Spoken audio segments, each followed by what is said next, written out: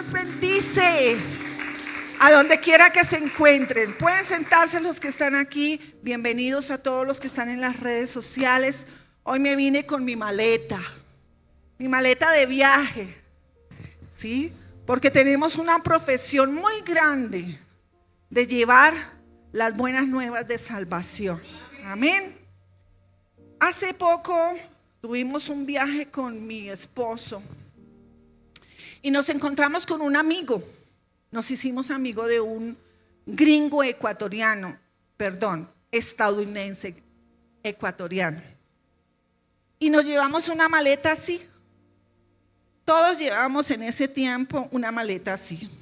La situación era la siguiente: estábamos esperando un transporte, llevamos 5 horas sentados con una maleta y cada uno, habían franceses, italianos y de varios países y colombianos, claro, estaban pendientes de un vuelo a las 11 de la mañana, a las 11 de la noche, a la 1 de la mañana, a las 2 de la mañana, eran empresarios. Y nosotros nos encontramos con este varón y empezamos a hablar, a hacer de pronto una conversación. Y yo sé que él de pronto nos estará siguiendo en estas redes y voy a hablar de ti, Franklin. Lo escuché, dialogamos un poco y estábamos en esa charla de pronto de cómo estaba el paisaje maravilloso en el lugar donde nosotros nos encontrábamos, pero había una incertidumbre: ¿a qué horas iba a salir el bus? ¿A qué horas? Y llevamos 5 horas esperando el bus, el transporte. Y hablamos de creencias, del trabajo de cada uno, lo que hacíamos, en qué creíamos. Y resulta y pasa que yo me senté al lado de un personaje que era totalmente diferente a mi creencia. Pero algo admirable de él, y se lo voy a estar relatando, es algo sorprendente, como el Señor Jesús lo hizo con una mujer. Y vamos a mirar a través de la palabra nuestra profesión. ¿Cuál es nuestra profesión? Antes de buscar la palabra, y vamos a colocarla aquí en Juan 4, quiero leerles algo que a nosotros como buenos consejeros nos recomiendan.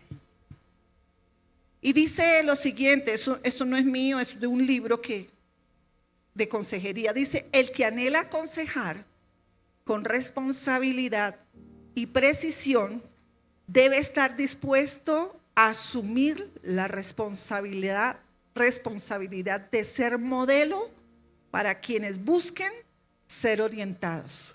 ¡Wow! Y me gustó esta frase y yo dije, no, la voy a llevar. En nuestra profesión incluye principios bíblicos, incluye principios éticos, una formación, una preparación académica, una preparación de estudios bíblicos y teológicos, también capacitaciones, y adquirimos experiencias, prácticas, y guiamos a conocer a otros el crecimiento en Cristo, y a la vez también que ellos experimenten a través de la Escritura todo el crecimiento en nuestra profesión. Como buenos consejeros, esta salida me enriqueció muchísimo, porque hablando con este caballero, él hablaba de su profesión y mi profesión, y como que queríamos de pronto lucir qué hacíamos el uno y qué lucíamos el otro, y estamos haciendo lo mismo, estábamos llevando las vidas a Cristo, y me gustó muchísimo.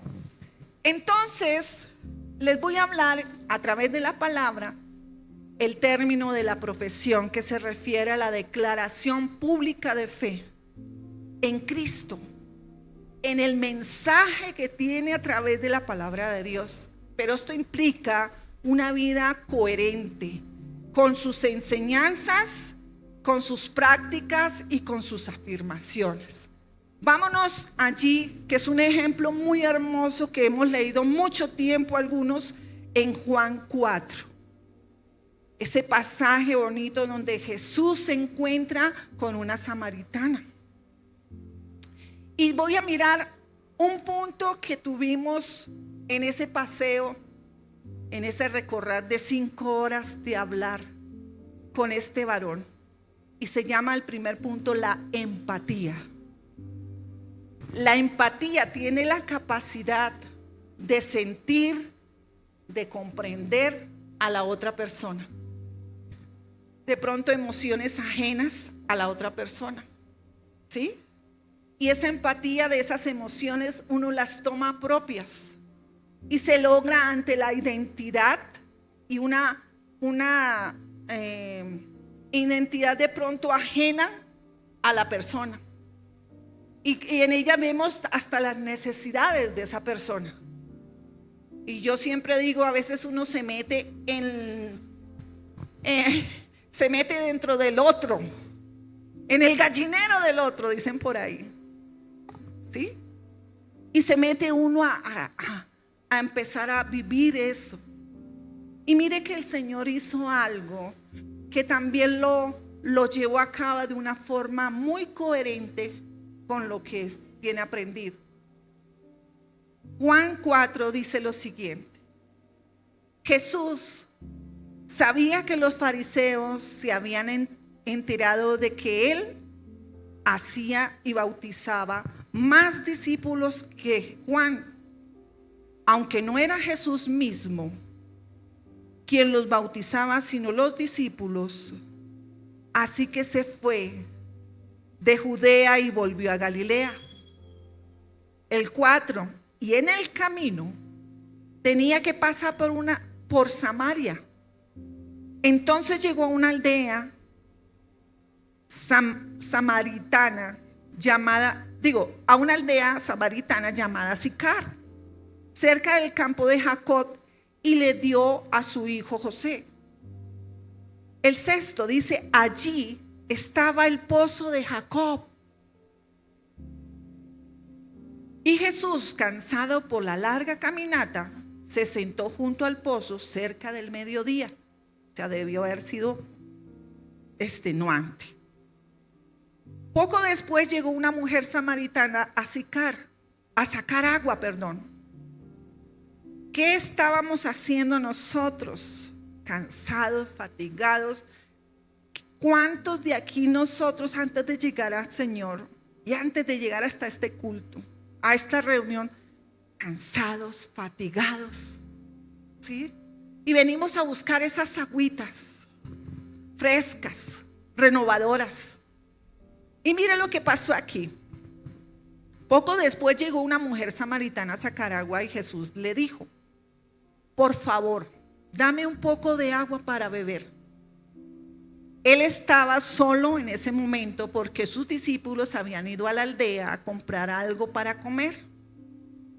La mujer se sorprendió, ya que los judíos rechazan todo trato con los samaritanos. Entonces le dijo Jesús: ¿usted es judío? Y yo soy una mujer samaritana. ¿Por qué me pide agua para beber? Y Jesús contestó: si tan solo supieras el regalo que Dios tiene para ti y con quien estás hablando, tú me pedirías a mí y yo te daría agua viva. Pero, Señor, usted no tiene ninguna soga, ningún balde. Él le dijo, y le dijo ella: y este pozo es muy profundo, ¿de dónde va a sacar esa agua viva? Además, ¿se cree usted superior a nuestros antepasados Jacob, quien nos dio ese pozo? ¿Cómo puede usted ofrecer algo mejor agua que la que disfrutaron él y sus hijos y sus animales? Dejémoslo hasta acá. Esa empatía que tuvimos con este personaje allí en este lugar fue parecida a la que el Señor tenía con la samaritana. Yo, una humilde cristiana, y él en su otra denominación religiosa. Y estábamos los dos ahí sentaditos. Y en ese charlar, yo con mi maleta, él con su maleta, nos empezamos a hablar. ¿Y usted qué hace? Entonces él me dice, yo ayudo a misiones, con jóvenes, con adultos, con ancianos, y voy y hacemos charlas para que crean en el Señor. Yo le decía, nosotros también, nosotros tenemos un grupo de oración, oramos y participamos y estamos ahí en esa charla. Pero él decía, pero es que ustedes creen que es que María, y ustedes creen que es que... Entonces estaba como en una disputa. Y yo le dije, no se preocupe. Yo te creo lo que tú haces. Pero una cosa sí sé, que es muy interesante, es que yo sí conozco al Dios vivo y a la experiencia que yo conozco es el mismo tuyo. Solo que estamos peleando por nada.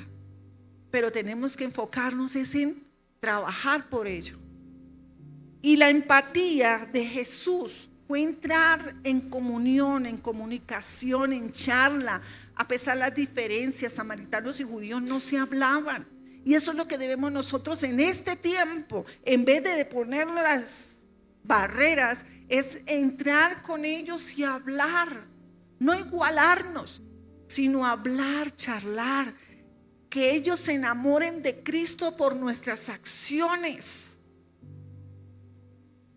Y aquí, cuando nosotros a veces nos metemos dentro del otro, en esas relaciones, en esa forma correcta y adecuada, hay un acercamiento integral, alma, cuerpo y espíritu.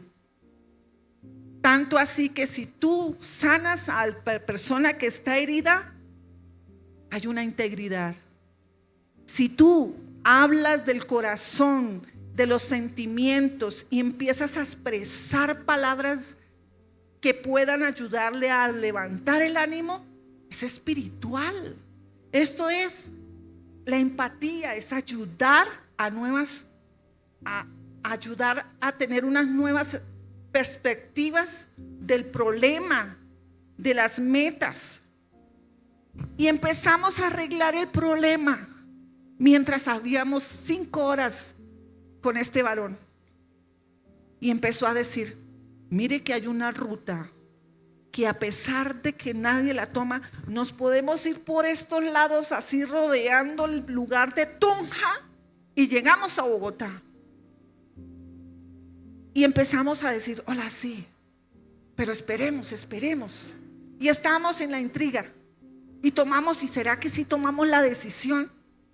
Él no me estaba haciendo el feo, sino que nos estábamos uniendo a un propósito, a arreglar un conflicto que nos motivaba a llevar buenas nuevas a las familias.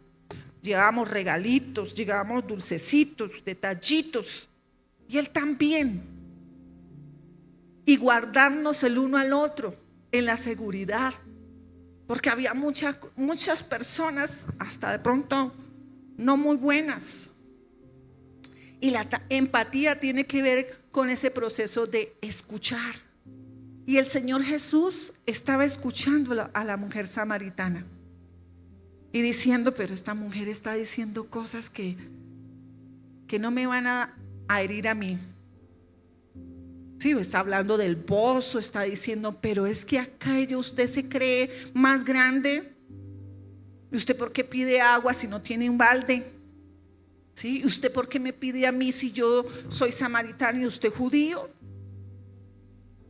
Y en ese momento venía a mí esta palabra. Entonces, la empatía tiene que ver con la confianza, establecer una confianza para hablar de un Dios sin ninguna religión, sin ningún paradigma, sin ningún esquema, sin ninguna barrera. Eso es lo que tenemos que mostrar. Un Dios perdonador, un Dios restaurador, Un Dios lleno de esperanza, de oportunidades, de redención, de amor, de esperanza. Yo casi le digo la vida a Él. Y Él casi me dice toda la vida a mí. Y eso fue bonito porque vi de un hombre que salió de la nada, se enamoró con una colombiana, ecuatoriana, y está aquí en este país enamorado de Colombia. Y yo diciendo, yo también vengo de una región dura, de una región bonita también, pero yo estoy aquí en este lugar, pero voy a un lugar que el Señor me envió para restaurar, para también ver ese proceso en muchas personas. Y estamos hablando de algo bonito, es la empatía. Y es lo que debemos nosotros hablar a cada uno de nuestras familias, nuestros amigos. Háblale de lo hermoso que ha sido Dios con cada uno de nosotros. Y también hay un punto muy importante que es la responsabilidad. Y aquí el Señor tuvo mucha responsabilidad al hablarle a la mujer samaritana. Y también hay un consejo para los consejeros. Nuestra profesión dice: nadie puede dar lo que no tiene, y nadie puede enseñar con profundidad si ha sido superficial en el estudio de la palabra. Nadie puede enseñar bien lo que ha aprendido mal. Wow, eso sí me quedó. Nadie puede enseñar bien lo que ha aprendido mal. Y Dios, a través del Espíritu Santo, nos ayuda a discernir, nos llena de paz, de amor, de gozo, de misericordia, de dominio propio, para interpretar las verdades que hay en la palabra del Señor. Así que vámonos todos los que somos en Cristo a la palabra. Juan 14:13 dice lo siguiente. Ya cuando la mujer le decía: ¿se cree usted superior a nuestro antepasado Jacob, quien nos dio ese pozo? ¿Cómo puede usted ofrecer agua que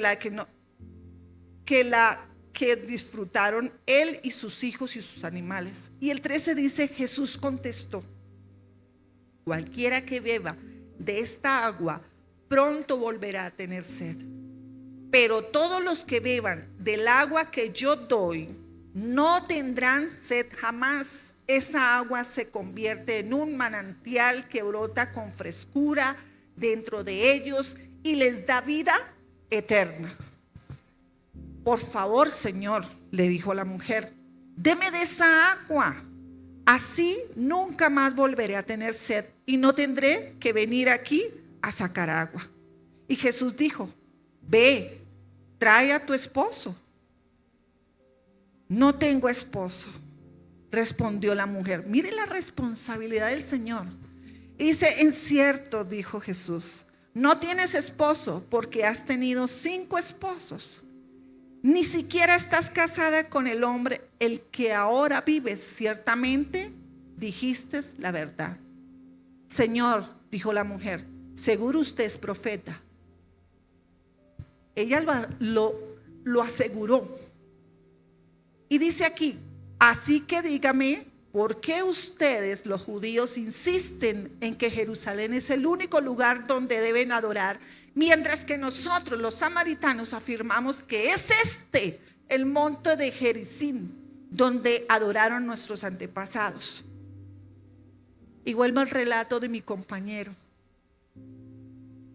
Y él decía: pero es que nosotros somos los únicos que son verdaderamente los que buscan de Dios. Y yo le decía: pero bueno, adoramos al mismo Dios. Y la responsabilidad de nosotros es buscar enteramente y ser preparados para toda buena obra. Y le hablaba a través de los versículos. Y él se quedaba callado. ¿Dónde escuché eso? ¿Dónde escuché eso? Y estar tan lúcida en las palabras que se le salen a uno en la mente para hablar con este varón. Y dice, pero ¿a dónde escuché esto? ¿A dónde? En la Biblia. ¿Escuchaste eso, Franklin? En la Biblia. Ahora bien, el Señor fue responsable a través del discernir. Él, el Dios que lo sabe todo, el Todopoderoso, el que sabe qué vamos a hablar, antes de actuar, lo sabe todo. Estaba con ella. Y dice aquí en el verso 21, créeme, querida mujer, que se acerca el tiempo en que no tendrá importancia si se adora al Padre en este monte o en Jerusalén. Ustedes los samaritanos saben muy poco acerca de aquel a quien adoran, mientras que nosotros, los judíos, conocemos bien a quien adoramos, porque la salvación viene por medio de los judíos.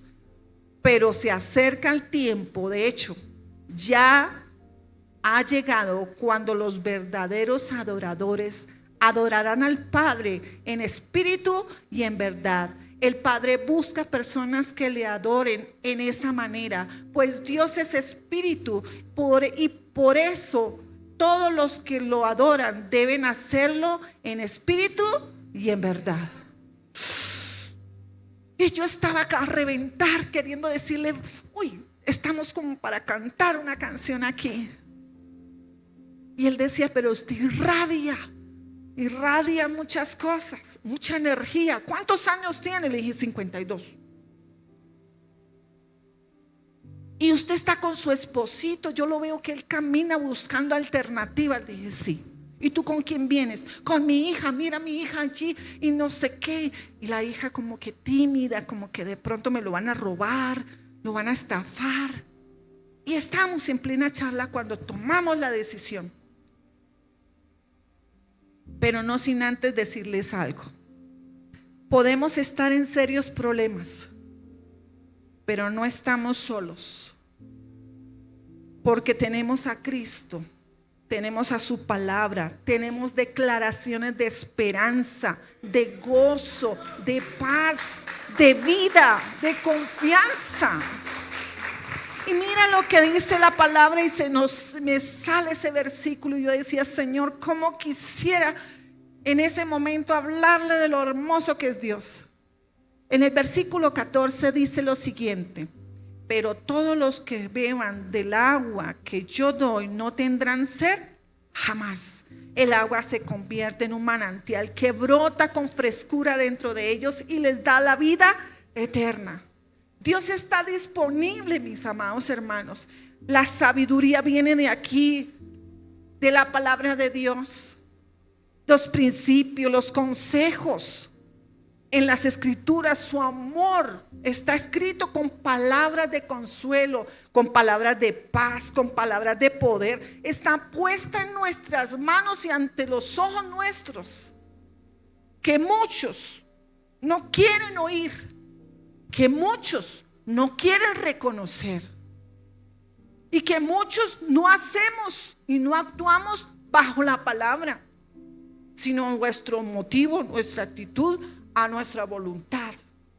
Y por eso a veces nos va lo que nos va. Y entonces yo decía, no, pero como una hija de Dios 5 horas esperando transporte. Entonces se nos iluminó la decisión. Y él dijo, ¿se atreve? Y le dije, me atrevo. Papá, nos atrevemos. Vámonos por la trocha. Como la pastora cogió la maleta, se la puso con el pastor y nos fuimos para Tunja. Había un bloqueo hermoso en ese lugar. Por derechos de colombianos, tienen que hacer de alguna manera sus derechos de esa manera. Y bloquearon toda Tunja, por un lado, por el otro. Entonces dijimos, vámonos por Tunja. Ahí miramos qué hacemos. Y llegamos a Tunja. Y quiero llevarlos a otro momento. Dice Dios que está disponible y que muchos buscan consejo, pero no sienten que Dios está al lado suyo. y tampoco no quieren tenerlo. Por eso el tercer punto tiene que ver con algunos que valen el consejo. Y vámonos para Juan 25. Dice lo siguiente: la mujer dijo: sé que el Mesías está por venir. Ya había dicho que era como un profeta, ¿cierto? Pero ya otra vez como que dice la mujer en el 25: sé que el Mesías está por venir, al que llaman Cristo. Cuando Él venga, nos explicará todas las cosas. Y en el 26, miren lo que dice el Señor: yo soy el Mesías, yo soy el gran yo soy, yo soy el Señor, el que tú estás buscando, yo soy. Entonces justo en ese momento volvieron sus discípulos y se sorprendieron al verlo a Jesús con la samaritana. Dijeron: pero Jesús, ¿usted qué hace con esa mujer? Y se sorprendieron al ver a Jesús hablando con la mujer, pero ninguno se atrevió a preguntarle. Todos en silencio, resilencia. ¿Qué quieres de ella o por qué le hablas? La mujer dejó su cántaro junto al pozo y volvió corriendo a la aldea mientras les decía a todos: vengan a ver al hombre que me dijo todo lo que he hecho en mi vida. ¿No será este el Mesías? Pero acababa de decirlo, acababa de decirle al Señor que era Él el Señor, pero terca ella. Entonces dice: así que la gente salió a la aldea para verlo. Mientras tanto los discípulos le insistían a Jesús: Rabí, come algo. Jesús le respondió: yo tengo una clase de alimento que ustedes no conocen. ¿Le habrá traído a alguien de comer mientras nosotros estábamos?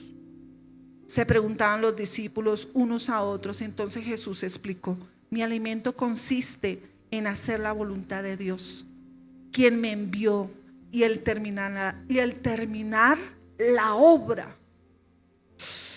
Entonces yo en mis pensamientos empecé yo a meditar y dije: bueno, agarramos la maleta, llegamos al terminal de Tunja y ahí no había nada. Cerrado, cerrado, cerrado para Bogotá, cerrado para Bogotá, cerrado. ¡Wow! Pero aquí nos dijeron una cosa. Nos dijeron: bueno, el pasaje normalmente vale tanto, pero lo duplicamos y le ponemos otro poquito y vale tanto. Nosotros vamos a revisar bolsillos y revisamos bolsillos de la maleta. Ya nos habíamos comido el pollo del almuerzo, ya estábamos en la noche. Papá, ¿nos falta? Y papá como que se buscaba y decía: nos falta, mamá, busque las moneditas que tenga. Y mientras nosotros estábamos mirando las moneditas, mi amigo dijo: no os preocupéis. Dijo: no, qué pena, no, qué oso, no, ¿cómo se le ocurre? No. Y nos dio lo que hacía falta. No, en el terminal nosotros lo pagamos. Papá, busque un cajero. Y papá se fue. No habían cajeros, no había eso de Nequi, nada de eso. Yo dije: Dios mío, nos falta la ciudad de Bogotá. Y viajamos y empezamos una larga trocha. Dije: Señor, tú me vas a enseñar en mi profesión. Yo entre mí, yo dije: Dios mío, no me tomé la pasta en Mareol. Mareol, dícese de una pastica para viajar que no se marea uno. Entonces una pastillita como la chiquitolina de Chapulín Colorado, que es chiquitica, y te va a ayudar para que no te vomites en el transporte. Entonces cogimos de nuevo las maletas y nos fuimos. Y esta mujer, yo dije: Señor, que no me vomite, que no le ponga pero a la pera. Y me tocó el mejor lugar, un asiento de mate para rematar. Y mi esposo me decía: mi amor, te presto la mía, yo hago. Dije: no, yo me voy a sacrificar. sacrificio de amor. Voy a sacrificarme. Incómoda la bendita silla, no tenía ni palanca y todas las veces así, no me podía recostar, nada, sino así. Yo decía, Señor, ayúdame. Bueno, mis amados hermanos, empezamos la travesía. A veces nos cuesta los consejos, y creo yo que hay un peor consejo, que es aquel que nadie nos pide. No es sabio ayudar tampoco a quien no tiene interés en seguir instrucciones ni realizar cambios, y es tratando de evitar o alterar su realidad y no querer ser ayudado. A veces nos pasa. Entonces empezamos a pasar por todas las montañitas y todos los pueblos en un lazo de 6 horas. 6 horas, hermano. De vuelta, de vuelta, de vuelta, de vuelta. Y yo dije, Señor, estoy que me vomito. Ayúdame, Señor. Pero yo me quedé callada. Yo respiraba, veía a mi esposo tranquilo. Yo, ay, Señor, ayúdame, ayúdame. En medio del conflicto, en medio del ajetreo que ustedes no se imaginan, de cabeza, cola, de pies, de todo. En un momento paró el bus y dijo, nos paramos aquí en Garagoa. Gloria a Dios, gloria a Dios. Vi a mi alrededor y vi a una bebé de 8 meses, 8 días, 15 días de nacida.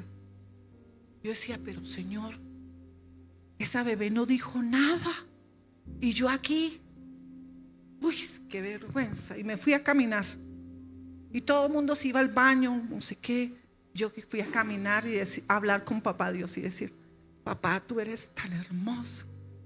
¿Qué tal donde yo, con mi profesión, hubiera hablado, hubiera abierto la boca, hubiera hecho un gesto mal? ¿Cómo quedaría mi amigo que está allá al lado? Y gracias, Señor. Entonces aquí, a través de la palabra, dice, mi aliento consiste en hacer la voluntad de Dios que me envió a terminar la obra. Y dice aquí, hay 4 meses, dice, hay un dicho, hay 4 meses entre la siembra y la cosecha. 4 meses, paciencia, sabiduría para resistir, para ver la cosecha. Pero yo les digo, despierten y miren a su alrededor, los campos ya están listos para la cosecha. A los segadores se les paga un buen salario y los frutos que cosechan son personas que pasan a tener vida eterna. ¡Qué alegría les espera tanto a los que siembran como a los que cosechan! Y dije, Señor, estoy sembrando. Entonces dice, ya saben el dicho, uno siembra y el otro cosecha. Es cierto, yo les envié a ustedes a cosechar donde no sembraron, otros ya habían hecho el trabajo y ahora a ustedes les toca levantar la cosecha. ¡Qué lindo! Entonces, pueda que aquí en esta reunión hayan personas que piensen de esta manera, como yo lo pensé, que no hay nada que poder hacer frente a ciertas circunstancias, cierta situación. Esto ya se perdió. Y habrán grados de dificultad, habrán grados de impotencia ante las cosas que estén pasando, porque uno se siente impotente. Yo me puse a mirar a los inmigrantes, como pasan peor lo que uno vive. Y yo me ponía en esa situación y pensar, Dios mío, cuántas cosas pasaron viendo esos bebés, viendo esos chiquitines, esas personas mayores, esos profesionales, por llegar a los lugares donde tenían que llegar. Y pueda que aquí también hayan Hayan otras personas que no han podido tener que vencer las dificultades, no han podido vencerlas, porque no pueden hacer nada frente a las situaciones, porque de alguna manera han creado que no pueden salir o no pueden corregir los errores, porque no hay una solución ante eso. Nehemías estaba frustrado, y se vale estar frustrado, desanimado, se vale, porque es el ser humano que duele. Y yo estaba frustrada porque no podíamos salir de ese lugar, frustrada porque teníamos que dar una vuelta, frustrada porque no podíamos llegar al lugar. Pero cuántas frustraciones o de pronto impotencia hemos tenido entre muchas cosas que hemos tenido. Nehemías sintió tristeza profunda porque había un pueblo destruido, su pueblo estaba derrotado y su pueblo se había esparcido. Familias que han sido esparcidas, familias que han sido divididas por algún problema, por alguna discusión. Iglesias que se han dolido por muchas cosas. Perdón, voy a despedir a mis nietos. Nehemías lloró.